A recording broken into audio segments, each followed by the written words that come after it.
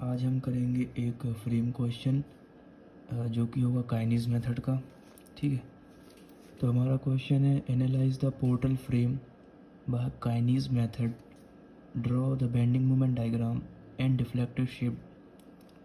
तो ये है हमारा फ्रेम जहाँ पर हमारा जो ए बी स्पान है उसकी लेंथ है 3 मीटर और सी डी स्पान की भी लेंथ है 3 मीटर और मोमेंट ऑफ इनर्शिया जो ए बी पर है वो है आई और मोमेंट ऑफ इनर्शिया जो सी डी पर है वो है आई। तो इतना देखकर तो क्लियर हो गया कि ये जो फ्रेम है वो है सिमेट्रिकल, मतलब इस पर कोई भी स्वे जनरेट नहीं होगा। ठीक है, और बाकी अगर हम बात करें बीसी स्पान पर, तो बीसी स्पान पर है UDL 100 kilo newton by metre और केवल बीसी स्पान पर ही लोडिंग है और मोमेंट ऑफ इनर्शिया 4i और लेंथ है 3 मीटर। तो चलिए इस क्वेश्चन को प्रोसीड करते हैं, जहाँ पर हमारा पहला स्टेप होगा फिक्स एंड मोमेंट निकालना फॉर ईच स्पान। तो यहाँ पर फॉर स्पान अगर हम बात करें for span A B and for span C D, क्योंकि यहाँ पर कोई भी लोडिंग नहीं है इसलिए fix end moment for A B equal to fix end moment for B A equal to fix end moment C D equal to fix end moment D C. इन चारों की वैल्यू इक्वल होगी 0 के, क्योंकि यहाँ पर कोई भी लोडिंग नहीं है। वहीं पर अगर हम बात करें फॉर स्पान बी सी, तो वहाँ पर एक्ट कर रहा है uniformly distributed load UDL 100 kilo newton by metre. ठीक है, तो फॉर स्पान बी सी जहाँ पर है यूडीएल, तो फिक्स एंड मोमेंट का फॉर्मूला होगा बीसी के लिए प्लस नहीं minus minus minus BC minus W L square by 12 minus W की वैल्यू है 100 और स्पान की लेंथ है 6 मीटर, तो 6 स्क्वायर बाय 12। अल्टीमेटली यहाँ की वैल्यू आएगी -100 into 36 divide by 12 minus 300 kilo newton metre. Similarly for span CB plus WL square by 12 plus 136 by 12, तो plus 300 kilo newton by metre. Since जो हमारे स्पान ए बी थे और span जो हमारा सी डी था उस पर कोई लोडिंग नहीं थी, इसलिए इन पर जो फिक्स एंड मूवमेंट जनरेट होगा वो होगा 0। बाकी फॉर स्पान बी सी पर था यूनिफॉर्मली डिस्ट्रीब्यूटेड लोड, तो ये है फिक्स एंड मूवमेंट्स। और चलिए प्रोसीड करते हैं अपना सेकंड स्टेप, जहाँ पर हम निकालेंगे रोटेशन फैक्टर। तो रोटेशन फैक्टर निकालने के लिए हम ड्रॉ करेंगे डिस्ट्रीब्यूशन फैक्टर टेबल, क्योंकि डिस्ट्रीब्यूशन फैक्टर इनटू -0.5 यही होता है रोटेशन फैक्टर के बराबर। रोटेशन फैक्टर निकलेंगे for each member of a particular joint. तो चलिए प्रोसीड करते हैं अपने स्टेप नंबर सेकंड को। तो रोटेशन फैक्टर निकालने के लिए हम ड्रॉ करेंगे डिस्ट्रीब्यूशन फैक्टर टेबल। तो यहाँ पर हम लिखेंगे सीरियल नंबर, देन यहाँ पर हम लिखेंगे joint, member, relative stiffness, summation of relative stiffness, और यहाँ पर हम लिखेंगे डिस्ट्रीब्यूशन फैक्टर और फाइनली यहाँ पर हम लिखेंगे रोटेशन फैक्टर। अगर हम बात करें अपने गिवन क्वेश्चन की, तो वहाँ पर है केवल 2 जॉइंट बी एंड सी। पहला जॉइंट होगा हमारा बी जिसके लिए पहला मेंबर होगा बी ए, दूसरा मेंबर होगा बी सी। वहीं पर अगर हम बात करें दूसरे जॉइंट की तो वो होगा जॉइंट सी, जहाँ पर सी के लिए पहला मेंबर होगा सी बी, दूसरा मेंबर होगा सी डी। ठीक, सिंस हमारे क्वेश्चन में अगर हम बात करें relative stiffness for member B A, क्योंकि जो हमारा एंड ए है वो है फिक्स, तो इसके लिए रिलेटिव स्टिफनेस का फार्मूला होगा बी ए के लिए आई बाय एल। तो यहाँ पर आई, एल की वैल्यू है 3 मीटर। वहीं पर बी सी के लिए अगर हम बात करें तो वो है एक कंटिन्यूस या एक इंटरमीडिएट स्पान, जिसके लिए सेम ही फार्मूला होगा आई बाय एल। तो आई, यहाँ पर आई की वैल्यू गिवन है 4i, तो हम लिखेंगे 4i और लेंथ है यहाँ पर 6 मीटर, 4i बाय एल। और सी बी के लिए अगर बात करें तो सी बी के लिए वहीं आई बाय एल, क्योंकि ये है इंटरमीडिएट या कंटिन्यूस स्पान। आई की वैल्यू है 4i और एल की वैल्यू है 6, तो 4i बाय 6।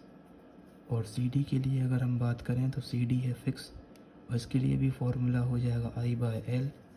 तो आई की वैल्यू है आई और एल की वैल्यू है 3 मीटर्स। अब हम निकालते हैं रिलेटिव स्टिफनेस का सम। तो यहाँ पर ये है 1/3 प्लस 4/6, 4/6। ठीक, तो इसका जो रिलेटिव स्टिफनेस है 1/3, 4/6 वो आएगा 1। इसका जो सम आएगा वो आएगा 1.00i। Similarly 4/6 for joint C plus i/3, तो यहाँ पर भी 1.00i। डिस्ट्रीब्यूशन फैक्टर होता है relative stiffness upon sum of relative stiffness, तो i/l डिवाइड 1.00। तो distribution factor for member B A वो हो जाएगा 0.33, और for member B C 4/6 divide by 1। ठीक, तो 0.67। And for member C B distribution factor होगा हमारा 4/6 divide 1, 0.67। And for member C D 1/3 divide 1, तो ये हो जाएगा हमारा 0.33। सिंस किसी एक पर्टिकुलर जॉइंट पर उसके मेंबर के डिस्ट्रीब्यूशन फैक्टर्स का सम है ना, उसके यानी अगर हम बात करें फॉर जॉइंट बी, तो उसके मेंबर यानी बी ए के डिस्ट्रीब्यूशन फैक्टर और बी सी के डिस्ट्रीब्यूशन फैक्टर का सम। फॉर एग्जांपल इन दोनों का मेंबर्स के डिस्ट्रीब्यूशन फैक्टर का सम 1 आना चाहिए। ठीक है, अगर 1 है तो इसका मतलब ये इंडिकेट करता है कि हम सही प्रोसीड कर रहे हैं। ठीक है, मतलब हमारे आंसर करेक्ट होने के चांस बढ़ जाते हैं। और सिंस मैंने बताया था जो हमारा रोटेशन फैक्टर होता है इज़ नथिंग बट इस डिस्ट्रीब्यूशन फैक्टर इंटू -0.5, तो इसमें हम इंटू करेंगे -0.5 इंटू -0.5, तो रोटेशन फैक्टर पहला आएगा -0.17, 0.67 इंटू -0.5। दूसरा रोटेशन फैक्टर आ जाएगा -0.34, और तीसरा रोटेशन फैक्टर हम लिख लेंगे यहाँ पर -0.34, और चौथा रोटेशन फैक्टर आ जाएगा हमारा -0.78। और रोटेशन फैक्टर का जो सम है फॉर अ पर्टिकुलर जॉइंट वो -0.5 ही आना चाहिए। जैसे कि for example for joint B अगर हम उसके मेंबर के डिस्ट्रीब्यूशन रोटेशन फैक्टर्स का सम निकालें, ठीक है, तो वो आएगा -0.5 के समथिंग। तो ये भी इंडिकेट करता है, तो इसे हम चेक कर सकते हैं अपना आंसर। तो यहाँ पर आ चुके हैं हमारे रोटेशन फैक्टर। अब हम प्रोसीड करते हैं अपने थर्ड स्टेप, जहाँ पर हम बनाएंगे काइनेस साइकिल। और काइनेस साइकिल के बाद हम स्टेप नंबर 4 में हम निकालेंगे अपने फाइनल एंड मोमेंट, जिसके थ्रू हम बनाएंगे बेंडिंग मोमेंट डायग्राम। यहाँ पर हम प्रोसीड करते हैं अपना थर्ड स्टेप, जो कि होगा काइनेस साइकिल।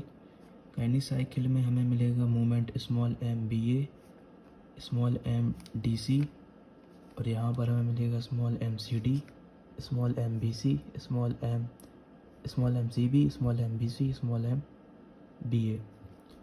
तो ये है क्योंकि काइनेस साइकिल में फॉर आवर गिवन क्वेश्चन हमें अपने जो इंटरमीडिएट जॉइंट होते हैं वहाँ पर ड्रॉ करने होंगे कुछ ऐसे बॉक्सेस। और अगर हम बात करें fixed end moment for BC, तो वो था -300, एंड फॉर CB वो था +300। और इनिशियली जो हम काइनेस साइकिल में स्मॉल m AB की वैल्यू वो हम कंसीडर करते हैं 0। सिमिलरली स्मॉल m DC की वैल्यू इनिशियली काइनेस साइकिल में हम कंसीडर करते हैं 0, ठीक है। और यहाँ पर हम लिखेंगे अपने रोटेशन फैक्टर। जैसे rotation factor for member BA वो था -0.17, and rotation factor for member BC वो था -0.34, and rotation factor for member CB वो था -0.34, and rotation factor for member CD वो था -0.17। तो यहाँ पर हम पुट करेंगे रोटेशन फैक्टर, और बीच में फॉर अ पर्टिकुलर जॉइंट यहाँ सेंटर में हम पुट करेंगे रिजल्टेंट रिस्ट्रेन मोमेंट। अगर हम बात करें अपने गिवन क्वेश्चन में, तो जो रिजल्टेंट रिस्ट्रेन मोमेंट जो हम जॉइंट B के लिए पुट करेंगे वो अल्टीमेटली होगा fix end moment of BA, यानी जॉइंट B के लिए जो रिजल्टेंट रिस्ट्रेन मोमेंट होगा वो नथिंग बट वो होगा summation of fix end moment for BA and BC। तो अगर हम fix end moment for BA की बात करें तो BA स्पान पर कोई भी लोडिंग नहीं है, जिस कारण से जो फिक्स एंड मोमेंट BA पर आया था वो था 0, तो 0। और अगर हम बात करें BC मेंबर पर, तो BC मेंबर पर जो फिक्स एंड मोमेंट की वैल्यू थी वो थी -300, तो 0। अगर हम दोनों वैल्यू का सम करें तो अल्टीमेटली यहाँ पर हमें मिलेगा -300। सिमिलरली जॉइंट C के लिए जो रिजल्टेंट रिस्ट्रेन मोमेंट होगा वो होगा summation of fix end moment for CD और CB। तो CD के लिए जो फिक्स एंड मोमेंट था वो था 0, because there is no loading on span CD। And अगर हम बात करें fixed end moment for CB वो था +300, तो 0 + 300 300, तो हमें मिलेगा यहाँ पर 300 as resultant restraint moment for joint C। तो यहाँ पर कुछ ऐसी होगी हमारी काइनेस साइकिल, ठीक। तो इसे प्रोसीड करते हैं। सबसे पहले हम इसका इंटू करेंगे यहाँ से, ठीक है। तो -0.17 इंटू -300, तो हमें यहाँ वैल्यू मिलेगी +51, ठीक। सिमिलरली हम करेंगे इनका इंटू, तो -300 इंटू -0.34, हमें यहाँ वैल्यू मिलेगी +102, तो +102.00। अब क्योंकि ये वैल्यू आई है +102, तो इसे हम ऐड करेंगे इसके साथ, ठीक, 300 के साथ। 102 प्लस 300। अब जो भी हमारी वैल्यू आई है उससे हम इनटू करेंगे इसके साथ -0.34, तो हमें यहाँ मिलेगा -136.680। अगेन इन दोनों वैल्यू को करेंगे हम सम, तो 102 प्लस 300 और इनटू करेंगे हम इसके साथ -0.17, जो कि इसकी वैल्यू आएगी -68.340। तो जो यहाँ पर जो लेटेस्ट वैल्यू आई है, ठीक है, यानी -136.680, उसे हम प्लस करेंगे -300 के साथ, तो -136.680 -300। अब जो भी वैल्यू आई है उसे हम इनटू करेंगे इसके साथ -0.17, वैसे हम लिखेंगे यहाँ पर पॉजिटिव 74.236, ठीक है। अगेन -136.680 -300, जो भी वैल्यू आएगी उसे हम इनटू करेंगे इसके साथ, इनटू -0.34।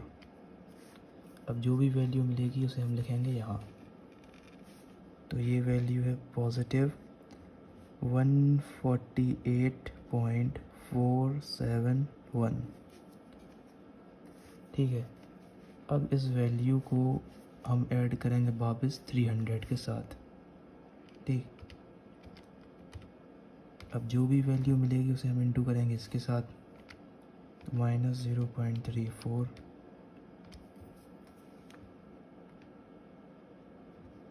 -152.480, अगेन 148 पॉइंट, इसे ऐड करेंगे हम इसके साथ 300, ठीक, इनटू करेंगे इसके साथ -1, तो हमें मिलेगा -56.240। जो यहाँ पर लेटेस्ट वैल्यू आई है उसे हम ऐड करेंगे इसके साथ, यानी 152 -152.480 -300, ठीक है। अब जो भी वैल्यू आएगी उसे हम इनटू करेंगे इसके साथ,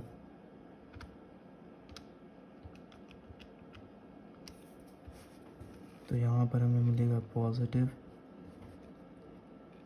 76.922। अगेन इसको और इसको करेंगे ऐड, -152.480 -300, इनटू करेंगे इसके साथ, इनटू -8,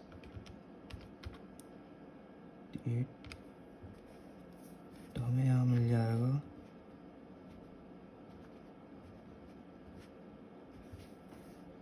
153.843। तो इस वैल्यू को हम ऐड करेंगे 300 के साथ, तो 153.843 ऐड 300, इनटू करेंगे हम इसके साथ -0.34 और इसे लिखेंगे हम यहाँ। अगेन इन दोनों को करेंगे हम प्लस, इनटू करेंगे हम इसके साथ, वैसे हम लिखेंगे यहाँ। अब जो यहाँ पर लेटेस्ट वैल्यू आई है उसे हम ऐड करेंगे -300 के साथ, यानी -154.307 -300। अब जो भी वैल्यू आई है उसे हम इनटू करेंगे इसके साथ, तो -0.17, तो यहाँ पर हमें वैल्यू देखने को मिलेगी 77.232। ठीक, again minus 154 minus 154.307 minus 300 into करेंगे हम इसके साथ, तो हमें वैल्यू मिलेगी 154.464। अब यहाँ पर जो लेटेस्ट वैल्यू होगी उसे हम ऐड करेंगे 300 के साथ, यानी 154.464 ऐड 300 इंटू करेंगे हम इसके साथ, इंटू माइनस 0.34, तो माइनस 54 अगेन इस वाली वैल्यू को हम लिखेंगे और ऐड करेंगे 300 के साथ। अब जो भी आंसर आया उसे इंटू करेंगे इसके साथ और नई वैल्यू लिख देंगे हम यहाँ माइनस 77.259। अब इस तरफ जो लेटेस्ट वैल्यू होगी उसे हम ऐड करेंगे इसके साथ, तो माइनस 154.518 माइनस 300। अब यहाँ पर जो भी वैल्यू आएगी उसे हम इंटू करेंगे इसके साथ, माइनस 0.17, हमें यहाँ मिलेगा 77.268। Again minus 154.518 minus 300। अब जो भी वैल्यू आएगी उसे हम इंटू करेंगे इसके साथ, माइनस 0.34, तो हमें यहाँ पे मिल जाएगा प्लस 154.536। अब इस वैल्यू को हम ऐड करेंगे 300 के साथ। अब जो भी वैल्यू आएगी उसे हम इंटू करेंगे इसके साथ,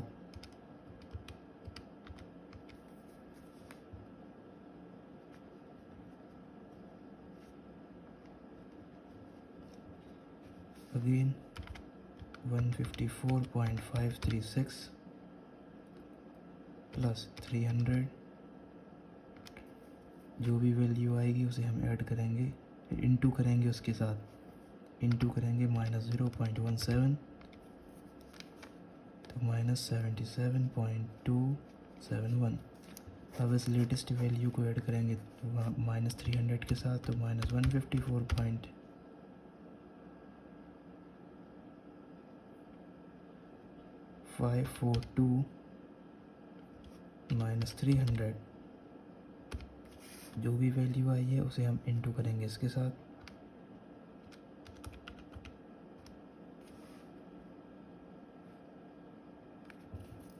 तो यहाँ पर वैल्यू मिली है 77.272। अगेन माइनस 154.542 इंटू करेंगे हम इसके साथ, नहीं इंटू माइनस 154.542 को हम पहले ऐड करेंगे माइनस 300 के साथ, माइनस 300। जब अब जो भी वैल्यू आएगी उसे हम इंटू करेंगे इसके साथ, ठीक, तो हमें यहाँ वैल्यू मिलेगी 154.544। अब इस लेटेस्ट वैल्यू को ऐड करेंगे 300 के साथ, इंटू करेंगे इसके साथ,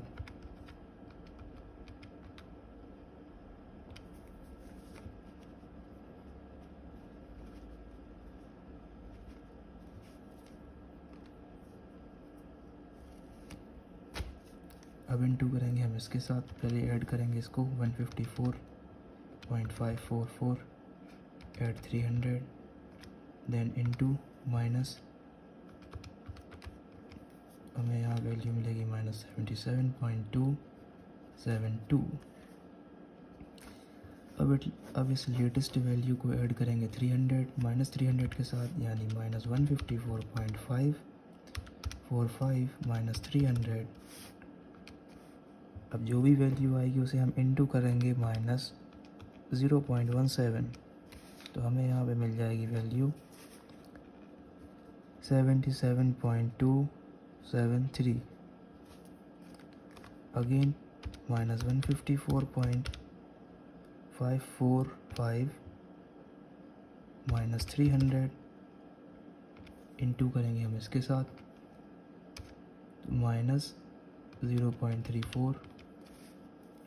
तो हमें यहाँ वैल्यू मिल जाएगी 154.545। अब इस लेटेस्ट वैल्यू को हम ऐड करेंगे 300 के साथ। अब जो भी वैल्यू आएगी उसे हम इंटू कर देंगे माइनस 0.34 के साथ। तो यहाँ पर हमें फुली मैच इटरेशन, पहला इटरेशन मिल चुका है जो कि पूरी तरह से मैच है। Again 154.545 plus 300। अब जो भी आंसर आएगा उसे हम इंटू करेंगे इसके साथ।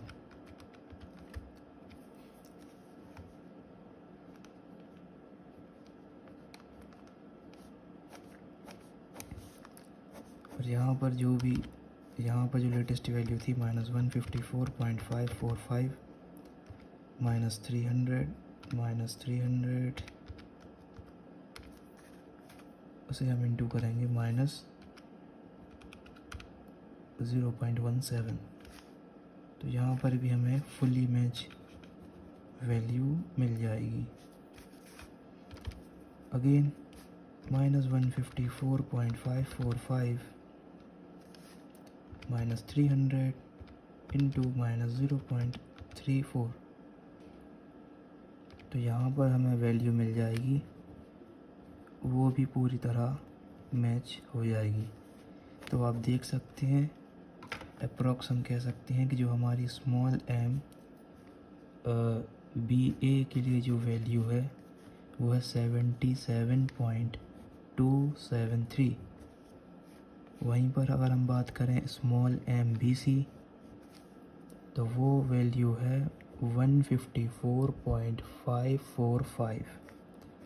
और स्मॉल m CB की अगर हम बात करें तो वो वैल्यू आई है माइनस 154.545। और अगर हम बात करें स्मॉल MCD की तो वो वैल्यू आई है माइनस 77.273। और इनिशियली हमने जो स्मॉल m AB की वैल्यू थी वो कंसीडर करी थी 0, और स्मॉल MCD की वैल्यू हमें काइनेटिक साइकिल में इन दोनों की वैल्यू इनिशियली कंसीडर करनी पड़ती है 0। तो काइनेटिक साइकिल में हमें बेसिकली क्या मिला, वहाँ पर काइनेटिक साइकिल में इनिशियली हमने कंसीडर किया था स्मॉल m AB की वैल्यू 0 और स्मॉल m BA की वैल्यू हमें मिली है 77 प्लस 77.273। और स्मॉल m BC की वैल्यू हमें मिली है प्लस 154.545। और स्मॉल m CB की वैल्यू हमें मिली है माइनस 154.545। वहीं पर स्मॉल m CD की वैल्यू जो हमें काइनेटिक साइकिल में मिली है वो है माइनस 77.273। अब हम करते हैं अपना आखिरी स्टेप, जहाँ पर हम निकालेंगे फाइनल एंड मोमेंट्स। तो ये होगी हमारी फाइनल स्टेप, जहाँ पर हम निकालेंगे final and moment for our given frame. तो जहाँ पर हम अरेंज करेंगे टाइप्स ऑफ मूवमेंट, सबसे पहले हम अरेंज करेंगे फिक्स एंड मूवमेंट्स। तो fix and movement for span AB वो है 0, एंड फॉर स्पान BA वो भी 0, for span BC minus 300, for span CB plus में 300, और यहाँ पर भी 0, यहाँ पर भी 0 due to there are no loading on span AB on span CD। 2MIJ तो 2 स्मॉल एम आई जे, इसका मतलब है 2 into small m B A B, small m A B, 2 into small m B A, 2 into small m B C, 2 into small m C B, 2 into small m C D, 2 into small m D C. ठीक है, तो 2 into small m A B की value थी कितनी, वो थी 0, तो यहाँ आगे 0।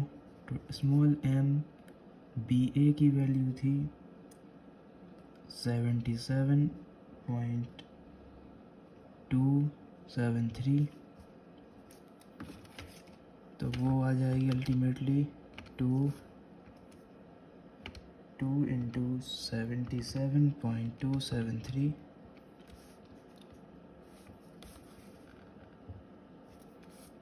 तो वैल्यू हो गई हमारी 154.546। Similarly 2 into small m B C की वैल्यू थी 154.545, तो 2 इंटू 154.545, तो ये वैल्यू मिलेगी हमें 309.090। और यहाँ पर स्मॉल एम सी बी की जो वैल्यू थी वो थी -154.4545, तो ये वैल्यू आ जाएगी -309.090। और यहाँ पर स्मॉल एम सी डी की वैल्यू है -77.273, तो 2 इंटू -77.273, और ये वैल्यू आ चुकी है माइनस में 154.546। और यहाँ पर स्मॉल एम डी सी की वैल्यू थी 0, तो ये भी 0। ठीक, और यहाँ पर हम अरेंज करेंगे स्मॉल एम जी आई मतलब एम ए बी, तो यहाँ हम लिखेंगे small m B A, m B A, तो हम यहाँ लिखेंगे small m A B, m B C small m C B, m C B small m B C, m C D small m D C, यहाँ पर m D C small m C D. A B के लिए जो value थी वो थी positive 77.273, B ए के लिए वैल्यू थी, और ए बी के लिए थी 0, और सी बी के लिए वैल्यू थी -154.545, और बी सी के लिए वैल्यू थी पॉजिटिव 154.545, और जो हमारी डी सी के लिए वैल्यू थी वो थी 0, और सी डी के लिए जो वैल्यू थी वो थी -77.273। ठीक है, अगर हम इसे मान रहे हैं ए और इन वैल्यूज़ को मान रहे हैं अगर हम बी, और ये हमारी वैल्यू सी, अल्टीमेटली जिसके थ्रू हमारा फाइनल एंड, जिसके थ्रू हमारा बेंडिंग मोमेंट डायग्राम बनेगा, तो वो फाइनल एंड मोमेंट होंगे ए प्लस बी प्लस सी। तो यहाँ पर जो ए की